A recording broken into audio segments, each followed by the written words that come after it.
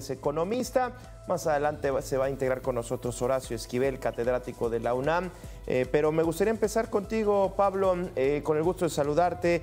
Interesante el panorama, bueno, de no sé si coincidirás, si al estar revisando que este guardadito de los fondos, de este fondo presupuestario, pues se consumió, se lo gastó el gobierno, el Fondo de Estabilización de los Ingresos Presupuestarios, sobre todo teniendo en cuenta el panorama económico que tenemos. No sé si consideras, teniendo en cuenta el poco recurso que se tiene en comparación con el que se tenía a inicios del gobierno de López Obrador, no sé si esto coincidirías que es un panorama de incertidumbre sobre la reacción que podría llegar a tener México ante una crisis global, macroeconómica. Pablo, bienvenido. Había un fondo de desastres naturales que desapareció, recordarás, con la desaparición de los fideicomisos, y este fondo después se convirtió en un programa presupuestario. Entonces vino una discusión un poco bizantina, porque el oficialismo decía que el fondo no había desaparecido, pero en realidad como un fideicomiso claro que desapareció, porque un programa presupuestario pues evidentemente no tiene esta previsión de imprevisto que pueden tener un fideicomiso que se va acumulando tras varios años, ¿no?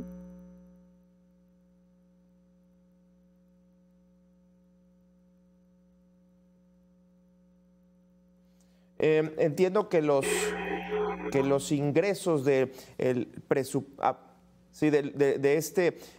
estos fondos, el 2% los ingresos petroleros. Y bueno, si nos ponemos a analizar Pemex que no termina de salir de una deuda y de una crisis y de una quiebra que pues nada más parece que se está extendiendo, que es el 2%, de los remanentes de operación del Banco de México, un 30%, y de un excedente del ejercicio fiscal del presupuesto de egresos.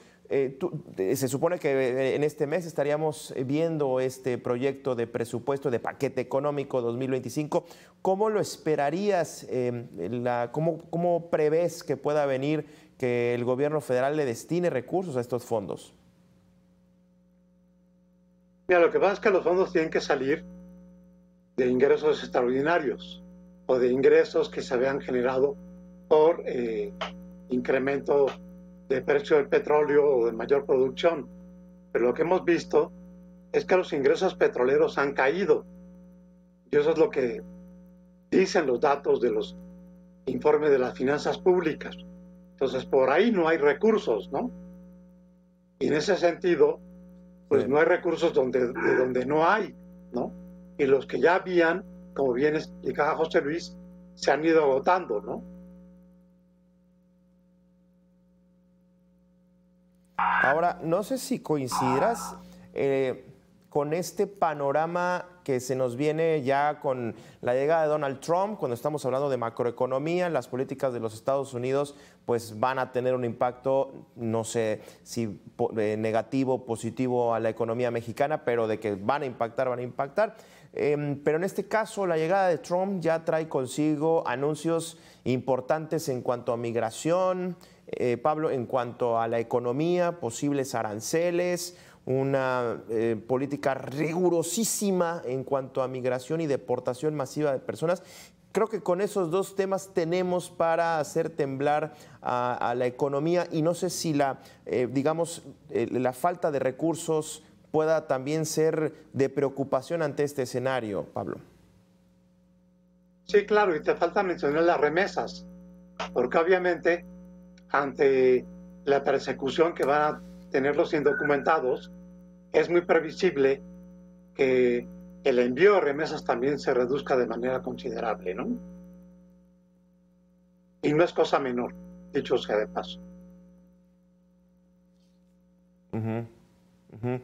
Bueno, sería un panorama oscuro el que tendríamos teniendo en cuenta esto. Ahora, ¿a qué le atribuyes el que se ha gastado casi el último dato leía que es el 85% de los recursos por parte del sexenio del presidente López Obrador? digamos que me llama mucho la atención que para un gobernante tener un recurso que parece ilimitado de recursos, de presupuesto, de dinero, pues de pronto te lleva a tomar decisiones, no sé, quizás destinarlas a grandes obras. Es decir, no sé si se tendría que meter más candados al uso de esos recursos, Pablo. Mira, los recursos se gastaron en déficit público abultado por programas sociales y también por obras como Tren Maya, Dos Bocas y un montón de obras que tenían urgencia de agotar el presupuesto antes de que terminara la administración anterior, pero también pensando en los 3 últimos meses de este año, porque recuerda que el presupuesto es anual, todavía está corriendo el presupuesto del 2024.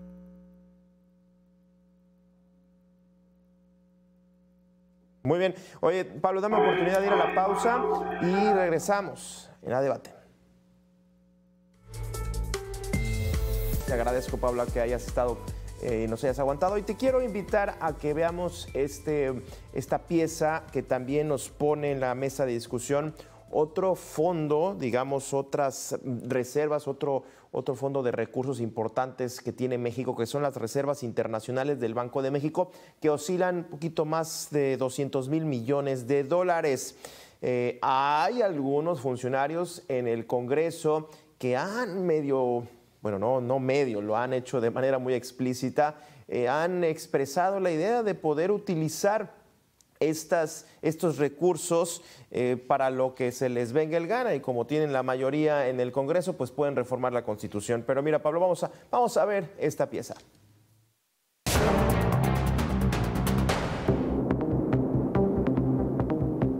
La Secretaría de Hacienda le podrá dar órdenes al Banco de México para disponer por la vía de crédito de 230,000 millones de dólares. Esta afirmación sobre que el gobierno buscaría tocar las reservas internacionales del Banco de México es calificada por expertos como extremista y poco probable. Se da en un contexto de fondos de emergencia agotados, eliminación de 109 fideicomisos, aumento en la deuda para cumplir con el gasto público y el recorte de 8.8% al presupuesto de 2025 y un déficit o deuda por 300,000 millones.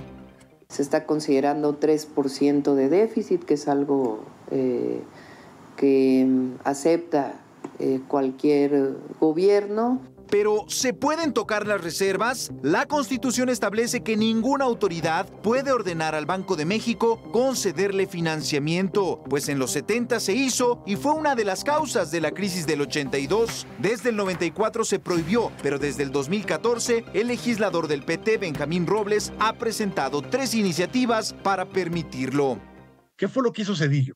¿Qué fue lo que hizo Guillermo Ortiz y José Ángel Gurría? Cerrar el banco con llave y la llave quitársela al presidente, para que no vuelva a ser un Lizo Echeverría o un López Portillo y tome las reservas del banco para caprichos. Las reservas son divisas y metales que el Banco de México adquiere como inversiones en la Reserva Federal de Estados Unidos y en el Fondo Monetario Internacional. Indican que el país es capaz de cumplir su deuda en moneda extranjera y amortiguan alzas del dólar y depreciaciones. Desde el 2000 se han multiplicado casi 6 veces. Están en su máximo nivel, 225,000 millones de dólares. Aunque Morena busca eliminar órganos autónomos, por ahora el Banco de México no está en la lista.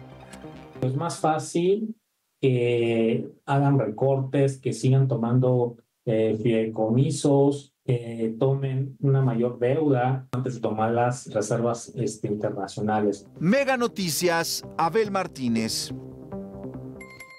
Bueno, Pablo, te agradezco que te hayas quedado y la pregunta sobre esto, teniendo en cuenta que, bueno, como bien comentabas, pues le dieron en la torre al fondo de estabilización, los fideicomisos también están ahí, por cierto, el del Poder Judicial también ahí está volando. Esta medida de buscar también las reservas, ¿la ves viable? ¿Es viable? Digamos que pues, si hacemos las cuentas de los votos, pues sí lo puede lograr, pero no sé si se está empujando como una opción viable, Pablo. Mira, yo creo que es una idea que está latente, no lo puedo dejar de reconocer. Acuérdate de la discusión que tuvieron el presidente y Gerardo Esquivel en 2022, cuando el propio expresidente López Obrador insinuó esa posibilidad y Gerardo Esquivel le dijo que eso estaba impedido por ley. Y de hecho el presidente se molestó muy fuerte con Gerardo y le mandó la aplanadora de que era un economista neoliberal, ¿no? Entonces, sí está latente esa idea, pero creo que es un poco, poco viable, porque sería trastocar un principio importante que varios economistas, entre ellos Jonathan Heath, han señalado, incluso por escrito en el libro de lo que indican los indicadores, al resaltar que esas reservas están respaldadas como un activo para respaldar un pasivo importante que es la base monetaria. Esto es los billetes y monedas en circulación.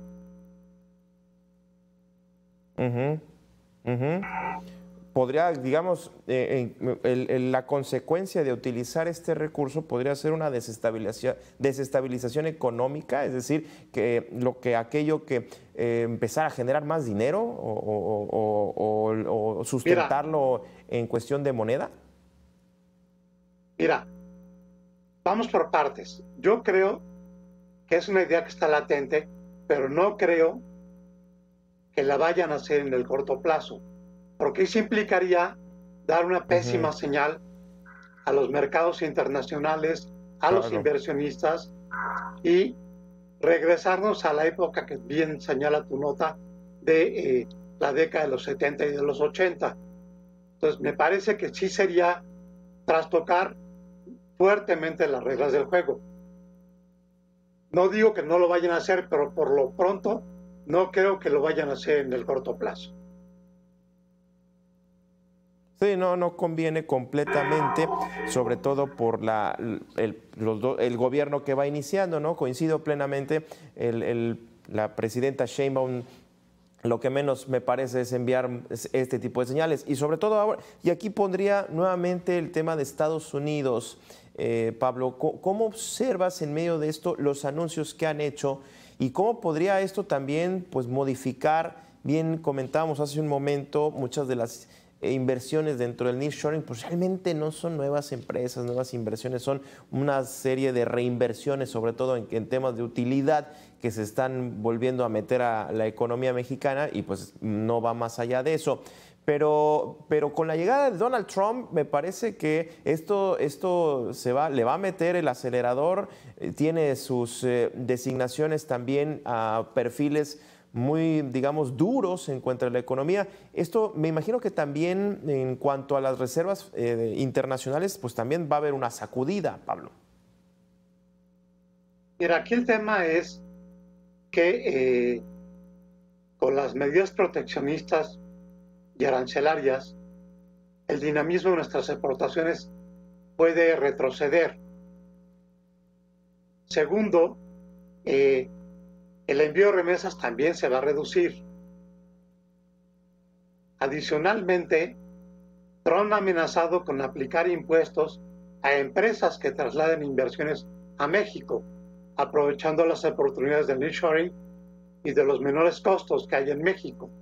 Entonces, eso obviamente también genera pues un ambiente de incertidumbre, o que muchas inversiones estén también en pausa por algunas decisiones que ha tomado el gobierno saliente y el entrante respecto al plan C, desaparición de organismos autónomos, la captura del Poder Judicial por parte del Ejecutivo, que obviamente son elementos que dañan la certeza jurídica y que afectan de una manera muy clara el tener confianza en hacer inversiones de largo plazo en México, ¿no? Entonces, hay muchos factores de incertidumbre internos y externos que hacen que muchos inversionistas estén posponiendo algunas decisiones. No digo cancelando, sino posponiendo. Sí. Mira, irónicamente hoy platicaba con un de estos profesionales inmobiliarios y justamente me decía que hay varios inversionistas, lo hago de manera general y quizás con un tamaño muy reducido en comparación con las grandes anuncios de inversiones de nearshoring y grandes fábricas, pero me parece que bien comentas y lo que quiero llegar es este reflejo de lo que está pasando. Decía, oye, a mí ya me han dos inversionistas de Estados Unidos, me están diciendo, ¿sabes qué? Yo me voy a esperar a que llegue Donald Trump, a que haga sus anuncios, pero también me voy a esperar a qué va a pasar con la economía, con los órganos autónomos, con el plan C, con la elección. Es decir, esta obra, estos dos anuncios, estas dos inversiones que estaban ahí, pues ya se aplazaron hasta quizás finales del 2025 y principios del 2026. Yo también considero que no es de que se cancelen, pero de todas maneras el hecho de poner en pausa inversiones, pues aunque no es el anuncio de la cancelación como tal, pues sí viene también a mover planes, generación de empleos, productividad, pues lo que como una especie de cascada empieza a generar una inversión, ¿no? La competitividad misma de la misma obra, Pablo. Sí, mira, algunos anuncios que se hicieron en la reunión de la presidenta con los CEOs del 15 de octubre, en realidad eran anuncios de cosas que ya se conocían, ¿no? Y que fueron parte, obviamente, de una estrategia de promoción, pero que en realidad no eran nuevas inversiones. La verdad es que muchos inversionistas están más en una postura de cautela. Tienen dos riesgos muy fuertes, no solamente el riesgo interno de los cambios que se están generando en México, sino también de las amenazas de Trump que pueden convertirse en amenazas reales, ¿no? Y un escenario complicado de ya no renegociación, revisión del TEMEC, sino de una renegociación a profundidad que no estaba contemplada en el escenario hace 6 meses, ¿no? Sí, totalmente. Utilizando los términos del gobierno, una transformación del TEMEC. Pablo Álvarez y Casa, te agradezco que hayas estado con nosotros esta tarde aquí en A Debate.